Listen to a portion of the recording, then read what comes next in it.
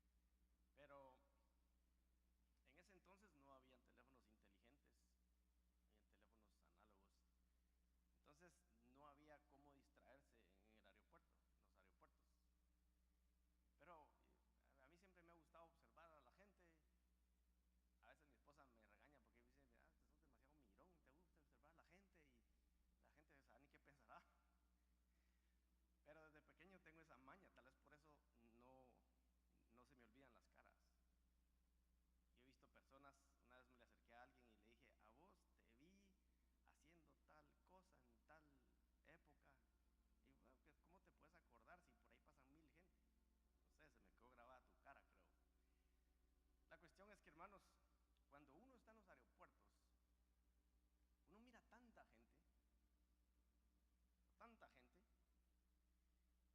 uno mira de todo. Uno de los aeropuertos, para que tengan idea, uno de los aeropuertos, tal vez no es el más grande, pero sí es el más transitado, es el aeropuerto de Atlanta. En ese aeropuerto hay un aterrizaje o despegue cada 40 segundos. En el 2023 tuvo 775.818 despegues,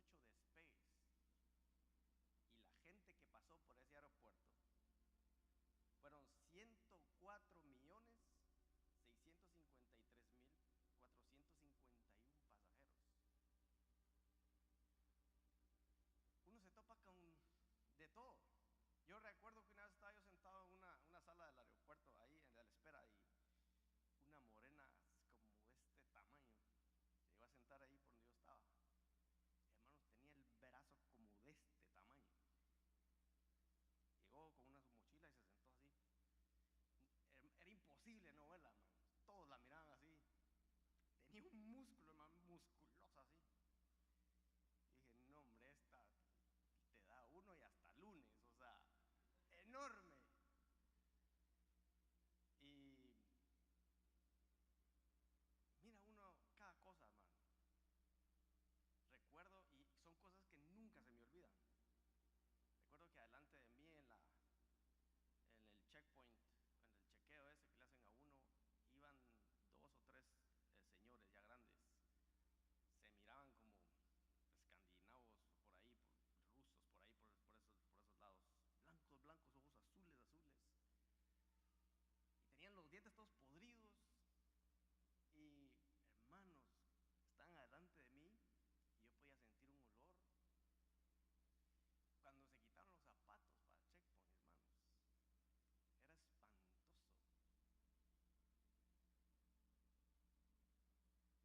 Y en el viaje miras de todo, te topas con de todo. Y el objetivo de un viaje es salir de un punto para llegar a tu destino. Ese es el motivo de un viaje. Y no importa, si tú ves en un aeropuerto, ahí va de toda clase de personas, estratos sociales, colores, tamaños, pero todos llevan ese objetivo: salir y llegar al destino. Ninguno, hermanos, ninguno se va a subir a un avión donde le digan, mira, aquí hay un 50-50, 50% de que lleguemos y 50% de que no lleguemos, porque si no nadie se sube, ¿no? Uno quiere llegar, pero en este viaje en que estamos, a veces se nos olvida eso.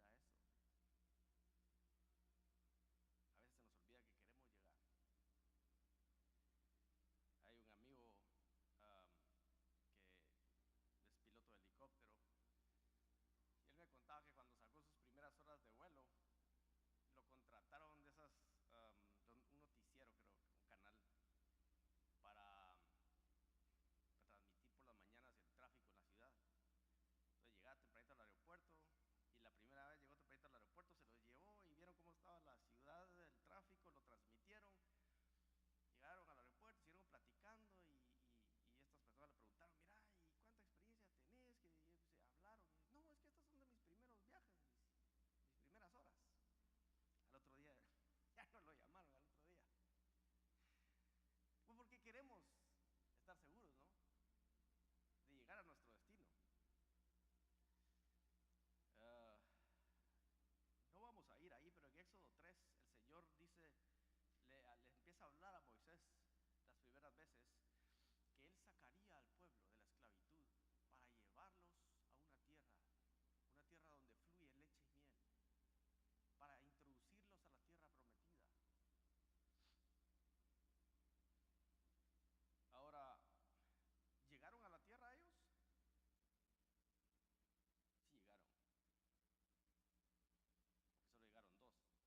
2 of them made it. We know the story, right?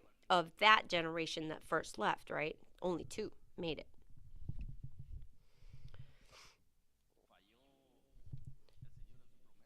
Did the Lord fail in his promise?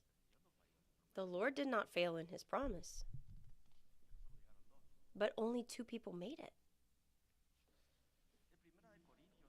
In 1 Corinthians, there's a passage. It's very significant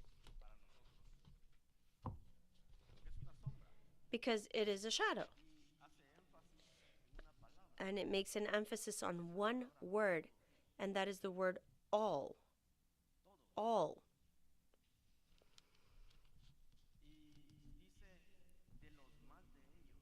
It said in verse 5, but with most of them, God, in 10:5, God was not well pleased, for their bodies were scattered in the wilderness. It says most. In a lot of versions, it says the majority of them or most of them God was not pleased with. Did God's plan fail? No, God's plan never fails, brothers. God's plan never fails. The problem is, if we want to be part of that plan, do we want to be part of it? Whether or not we want to be part of the process.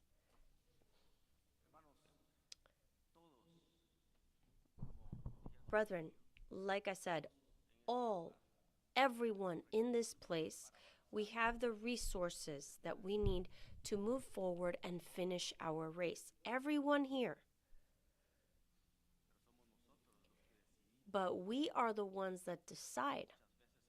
Many times we decide to abandon through the decisions that we make, with the attitudes that we have, sometimes with the people we get together with. You have the tools you need. God has given you the tools that you need to take your family to the goal. Young man, you have received a lot of information. And sometimes we think, well, information just fills your head. Well, but you've been given the tools. And along with that, we have the grace of God.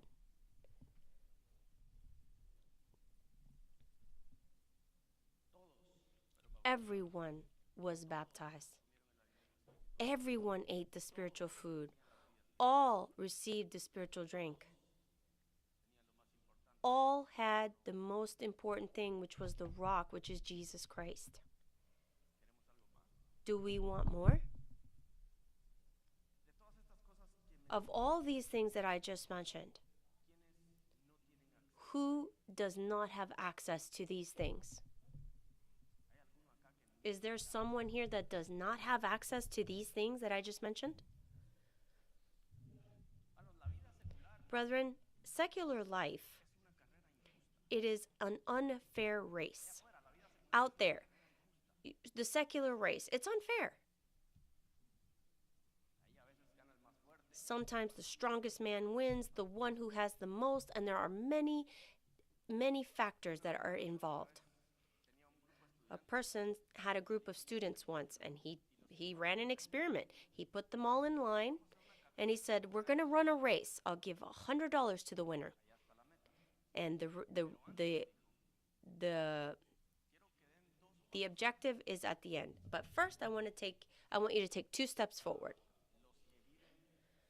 Those that live with their parents, if your parents are not divorced or separated, take 2 steps, and several kids stepped forward, and a few stayed behind.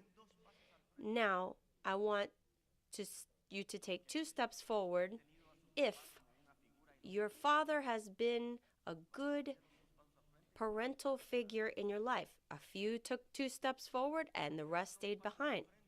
Okay, I want you to take 2 steps forward if your parents pay for your tuition and you don't need to work for it. And every time it was less people step forward, and it was more people being left behind. And with this experiment, he wanted to show them that this race, brothers, out there, it's an unfair race.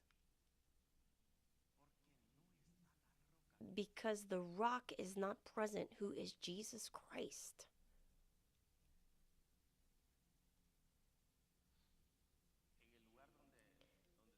In the place where I work, I have a very difficult boss. And for certain reason, he doesn't like me. He doesn't really like me.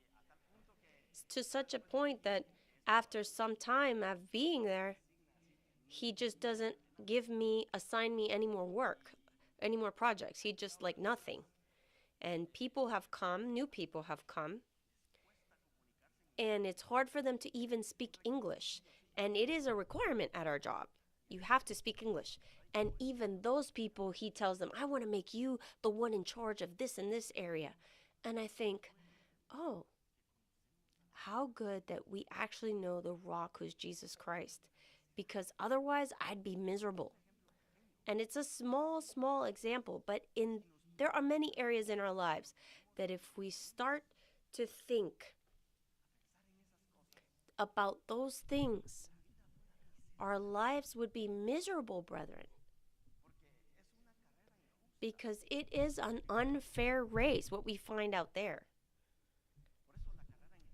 That's why our race in Jesus Christ is fair. And we have absolutely everything that we need to finish it.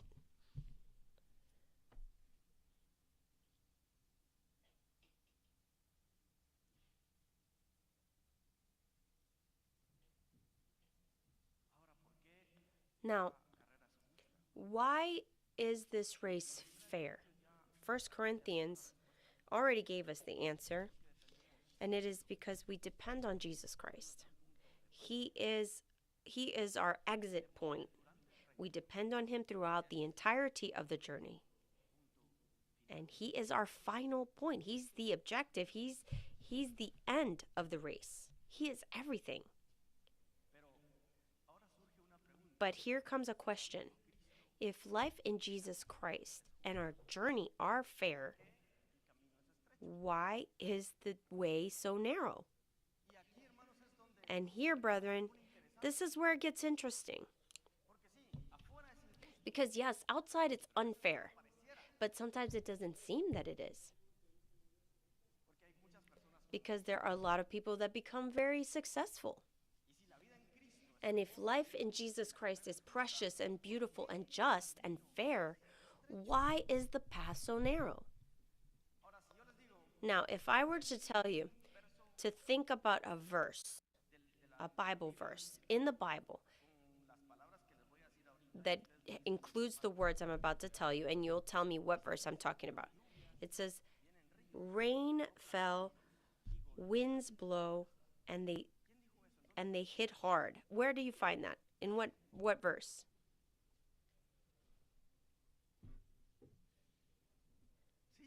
Exactly. That's what the Lord Jesus said. Winds will come, tempest, problems. And what is the solution? He gave two panoramas, two scenarios. He gave the man that built his house on the sand and the man that built his house upon the rock. And brethren, that's why this journey gets difficult. Because I know there are many builders here, but no one builds upon a rock, right?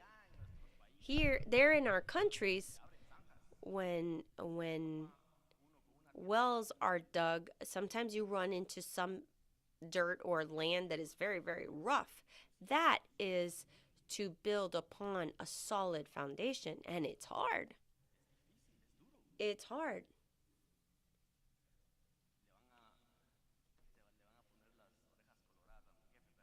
My boss might have red ears today, but 3 weeks ago,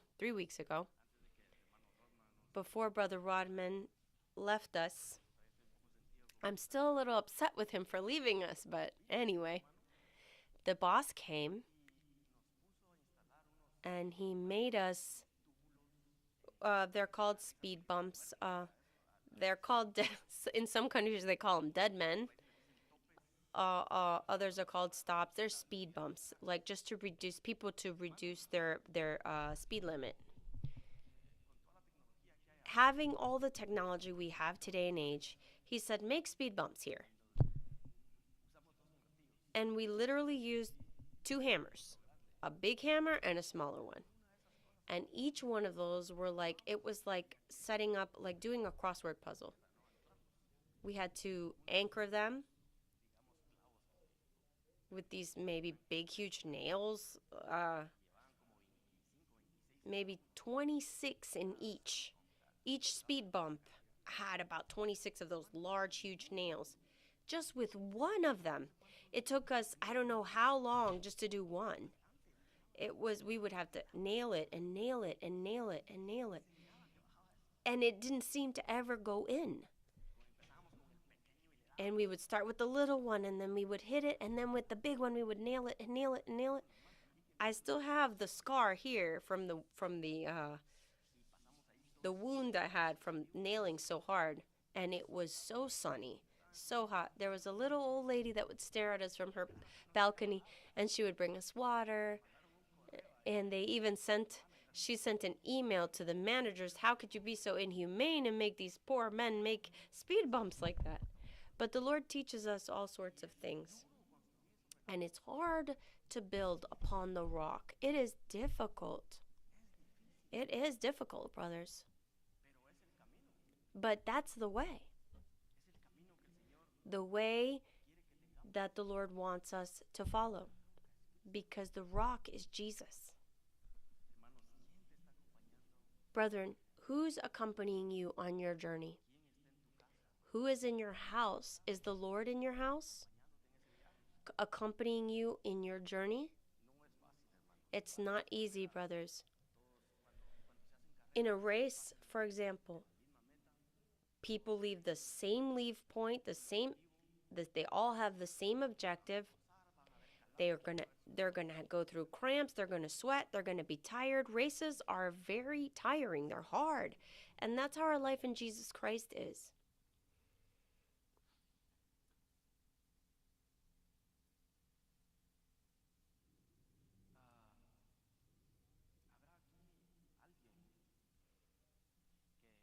Is there someone here that started this journey whom a storm has not come over? From the time you started walking with Jesus Christ, is there someone here who has not gone through any type of storm or tempest? Because if it hasn't come, it's gonna come. It will come. Storms are part of life. Storms come.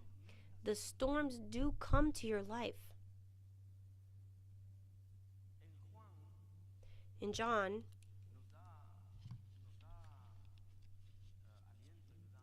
he gives us comfort. John 16:33. I'll read it to you. These things I have spoken to you. And you know where it's going, right? He says that in me you may have peace. In the rock that's Jesus Christ, so that in me you will have peace. In the world, it says you will always have tribulation. But be of good cheer. I have overcome the world. You will have affliction. And the problem is that our hearts, brethren, are somehow linked to the world. That's the problem. Our hearts are linked to the world.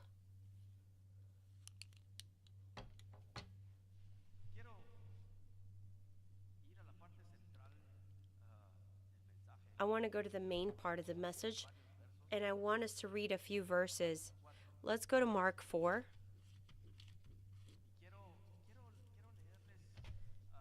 And I just want to read to you these two things that happened, the storms that the disciples went through with Jesus. Let's read first in Mark 4, and then we'll see a few points of these two events. 4:35, Mark 4:35.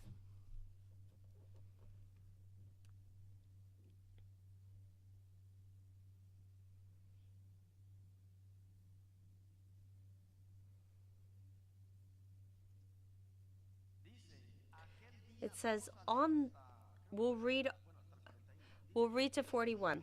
On the same day, when evening had come, he said to them, "Let us cross over to the other side." Now when they had left the multitude, they took him along in the boat as he was, and other little boats were also with him. And a great windstorm arose, and the waves beat into the boat, so that it was already filling. But he was in the stern, asleep on a pillow. And they awoke him and said to him, "Teacher, do you not care that we are perishing?" Then he arose and rebuked the wind and said to the sea, "Peace, be still." And this wind ceased, and there was a great calm. And he said to them, "Why are you so fearful? How is it that you have no faith?" And they feared exceedingly and said to one another, "Who can this be, that even the wind and the sea obey him?"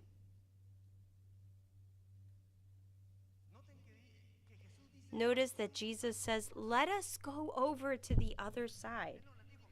He didn't say, "Look, the weather's bad. Let's see if we make it to the other side. Get in the boat and we'll see how it goes." No. The Lord said, "Let us go to the other side." And the storm was sudden. That's why I asked you, raise your hand. How many of you have had one storm after another that you just did not expect? It's horrible, right? It's horrible. It just wears you out completely. It makes you feel tired. It makes you feel discouraged. It makes you feel worried. It makes you feel small.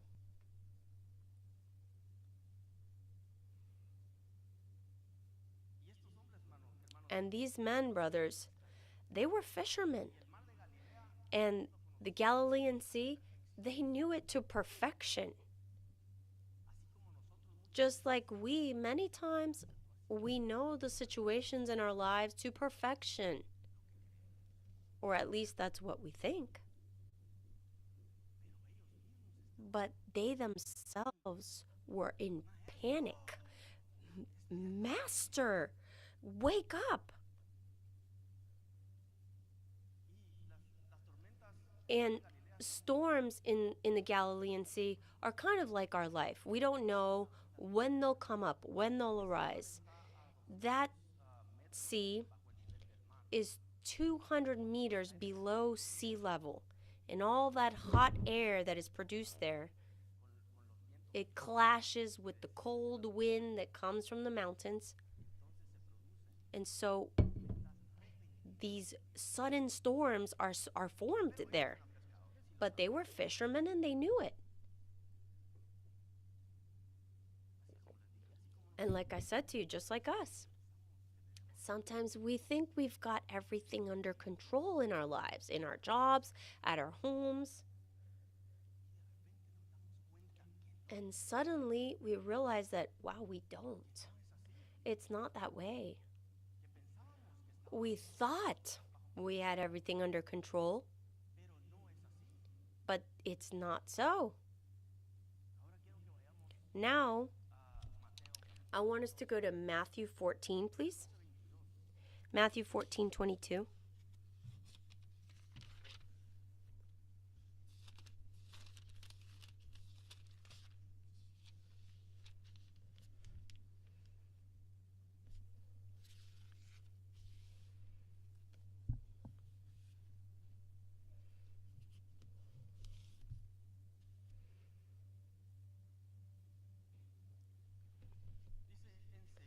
Immediately, Jesus made his disciples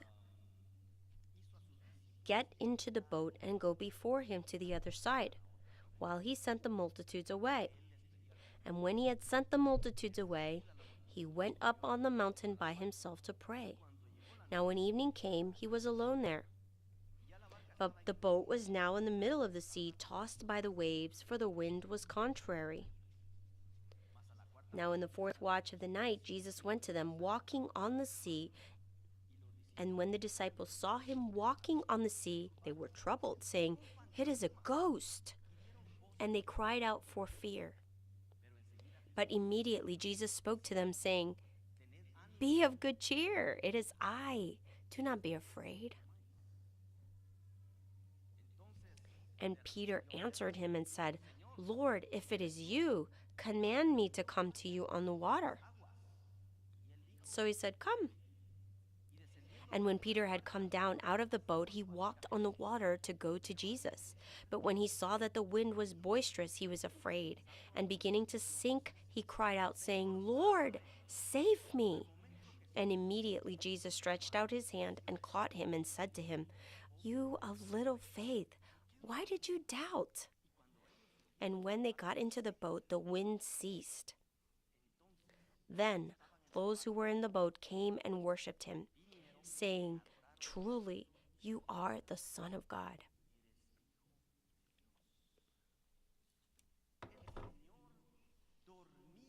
The Lord slept in the back part of the boat.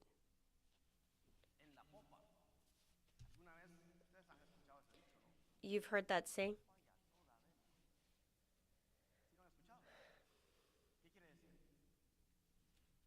It's a saying that it's a saying in Spanish that means everything's fine. I'm in control of the steering wheel. Basically, it's a saying about sailing.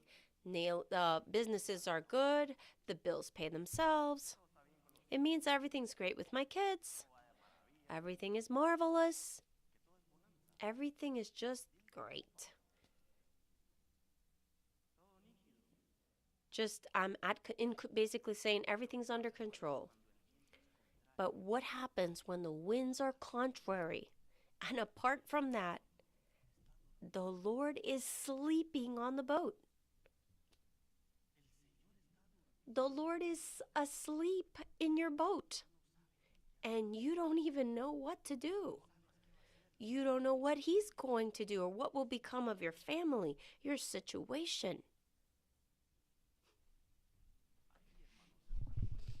Brethren, that's when discouragement comes in, doubt, and the struggles begin, the spiritual battles begin, and our faith begins to weaken, right?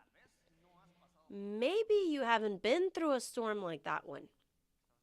And maybe you're like, well, yeah, maybe, amen, I don't know. But brethren, those of us that have been through storms, you ask yourself, where are you, Lord? Lord, where are you? What time will you wake up from this? When will you speak to me? When will you appear? When will you save me from this?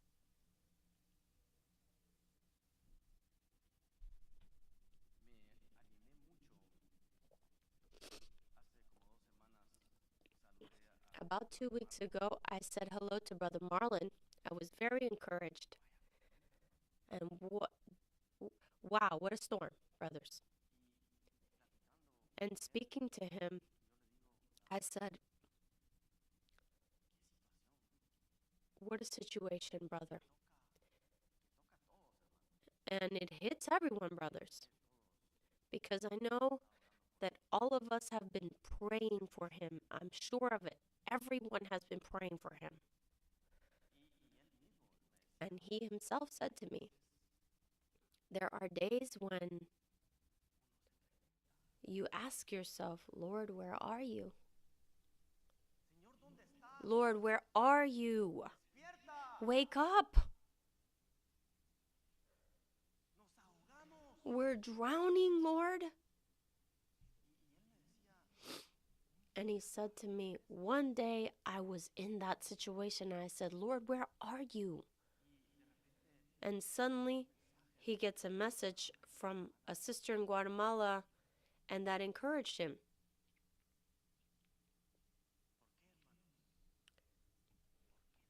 Why? Because the rock is Jesus.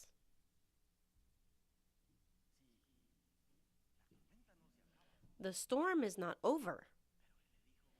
But he said, the Lord said to him, I'm on the boat. That, brothers, is the hope of glory that we have been given. That we are trusting, that we have this full confidence and trust that God is on my boat. In spite of the storms. A man once said that our faith is like a film, like a roll of film. It is developed in the darkness. Maybe the young people don't understand it because everything's digital now, but before, pictures were taken on a roll and they had to be developed in a dark room. And brethren, that is how our faith is. In the darkest and hardest moments, that's when our faith will be developed. I have told you some of these stories before. But why do I mention what's happening with someone that's here with us, amongst us? Because there are things that happen with someone outside the boat, this boat. And a woman, the sister of a friend of mine, she failed in a certain area. She didn't get what she wanted. I think I told you this story some time ago, but this woman, she locked herself up in her room and she decided to open the door to depression in her life. In the midst of the storm, there was no one in her boat. There wasn't anyone to say, wake up, Lord, I'm drowning. And so she took refuge in depression. And she knew about the Lord because of her brother. And one day she was so depressed. She was just sitting on her bed and her window was open. She saw how a fallen angel came into the room, stood at the window, and just threw himself into her. And she was never able to get out of that situation again until she died.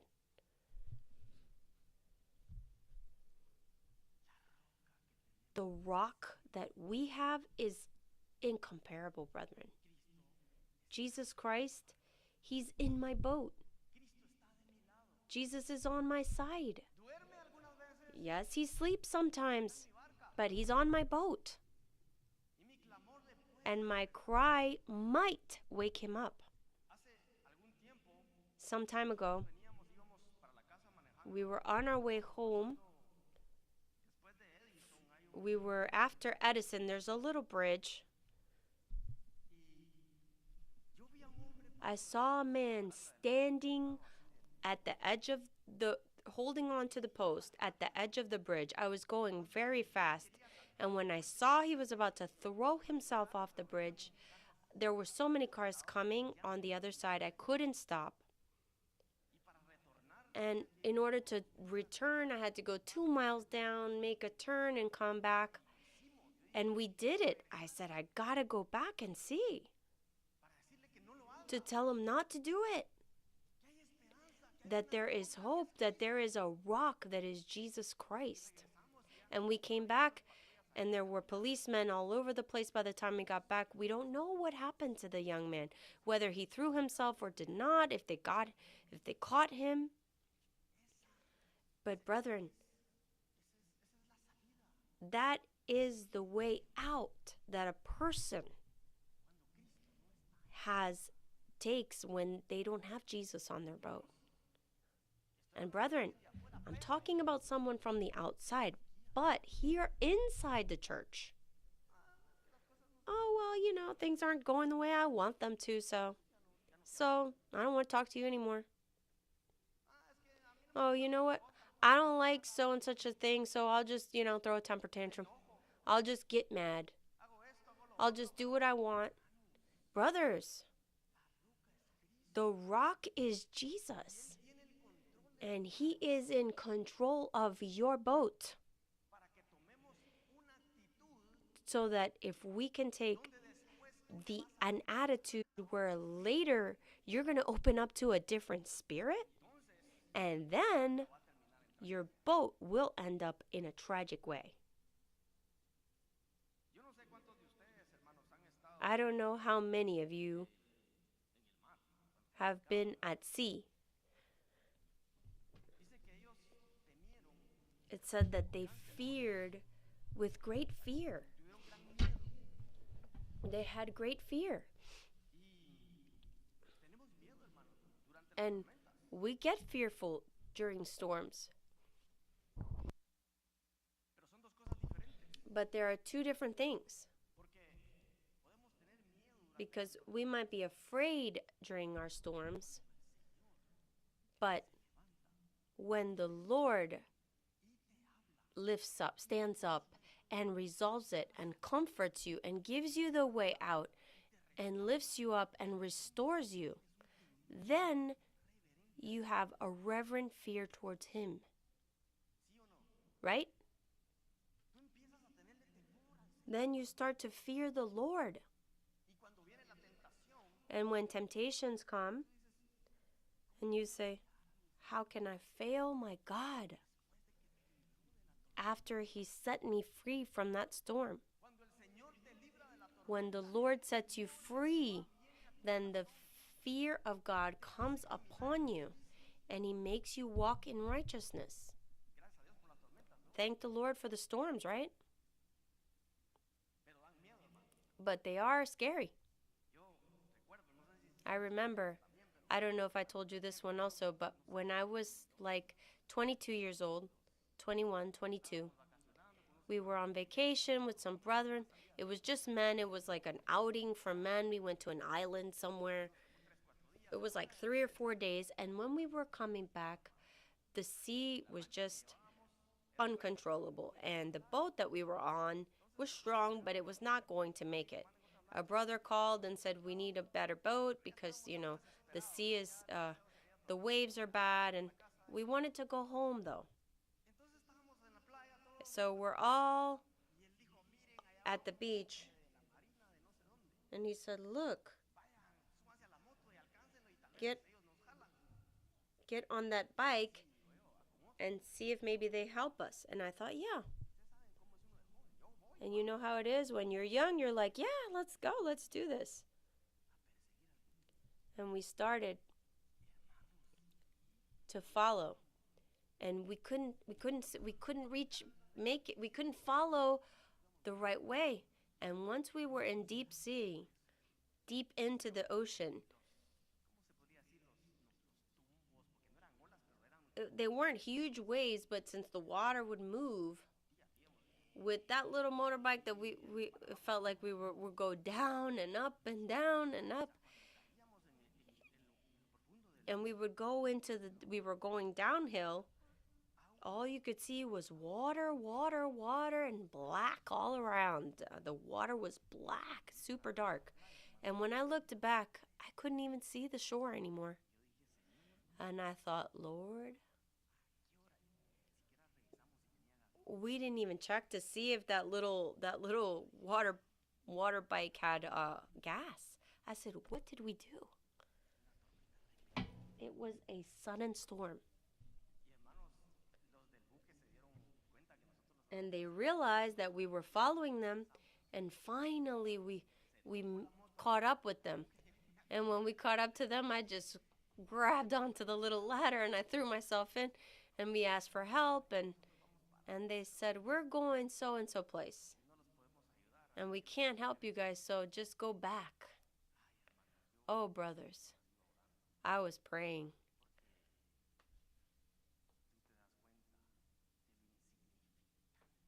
because that's where you realize how insignificant you are and how limited you are in the midst of a storm. And the only thing you have left to do is, Lord, wake up. Lord, get up. Lord, fight for me. Lord, save me. Lord, give me a word of encouragement. Lord, revive your work. We can't. We can't without him. It's horrible to go through a storm without Jesus. I don't even want to imagine it. But you know something? Many in church are willing to do it. Sometimes they don't care whether Jesus is on the boat or not. And sometimes we take him out of the boat. We take him out of the house. And how? How will we ever make it to the other side without him? Impossible. It's impossible, brethren.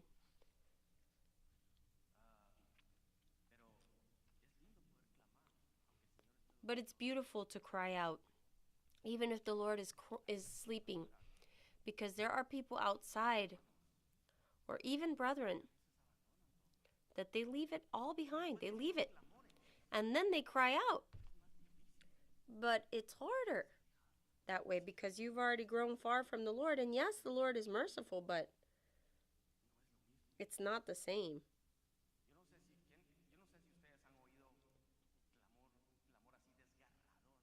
I don't know if you've ever heard someone cry out, someone that has no hope. Once I think I said this one to you. I heard a man cry, like the cry of a man. I was passing by his house. His door was open. It was the most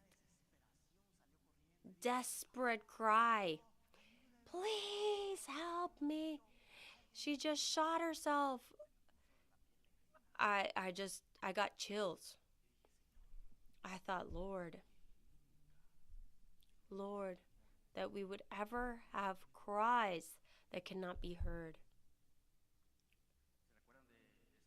You remember Saul? What happened at the end of Saul's life? It said he cried.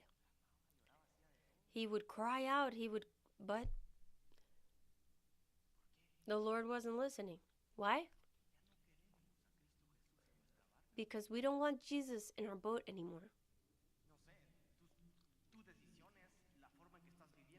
The way you're living, your decisions, there are many reasons that make Jesus go away from our boat.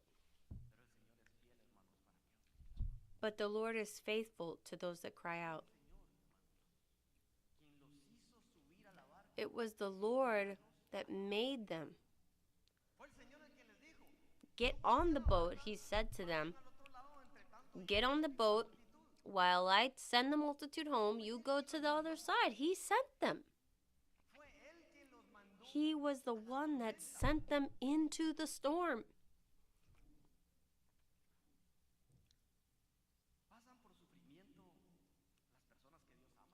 Do people that God loves go through suffering? I think the answer is obvious. They said, Lazarus, whom you love, is sick. Brethren, there are storms, there are sufferings for those that walk with Jesus. Yes, there is. I'm going to read to you. Someone wrote the following, and it's precious. It's precious for storms to come when Jesus is present.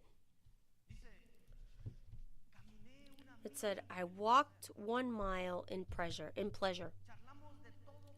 We talked about everything along the way, but it didn't make me any wiser with all that I had to talk about. I walked 1 mile with suffering. He didn't say a word. but the things I learned from suffering when suffering walked with me. Because that is where Jesus reveals his nature for that exact situation. And he gives you exactly what you need. When you're in pleasure, but in suffering, yes. Lord, what's happening? Lord, what's happening? And then the Lord begins to do his work.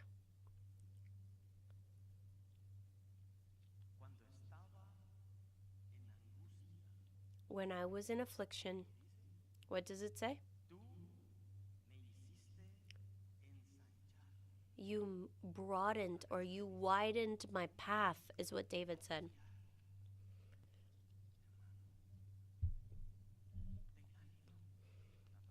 Have encouragement. Be encouraged in the midst of your storm, because the Lord will comfort you. The Lord will come to resolve and comfort. It says the disciples saw him. They said, "A ghost." And they were very frightened. But immediately the Lord said, "Be encouraged. Be of good cheer." And I'm going to finish with this. Listen to this. Jesus said, "Be of good cheer. It is I." Be of good cheer. He didn't say, "It's me." He said, "Be of good cheer. It is I." And they understood what Jesus was saying to them.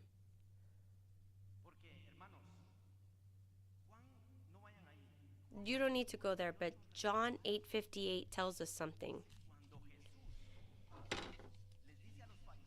When Jesus says to the Pharisees, before Abraham was, what does he say? I am. And it's the same thing Jesus was saying to the disciples. He wasn't saying, no, don't be afraid, I'm here. No, they understood that. And when he said that to the Pharisees, what did they do? They began to pick up stones to kill him, to stone him. Imagine if I say to you, before Abraham Lincoln was born, I was already born. And you, oh, nice. Okay, sure. Okay. Okay, this guy's crazy. That's not what it was. That wasn't the context. It wasn't what Jesus was saying. He was saying, I exist from the eternity past. I am the I am. That's what he was saying to them. And that's why they took stones to stone him. And now to the disciples, he's saying, it is I. I am the I am. Don't be afraid. So then Peter, what does Peter do here?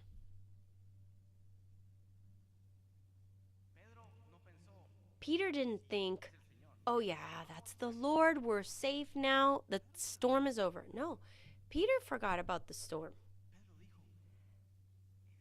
Peter said, this is the God of the impossible. Lord, if it's you, command me to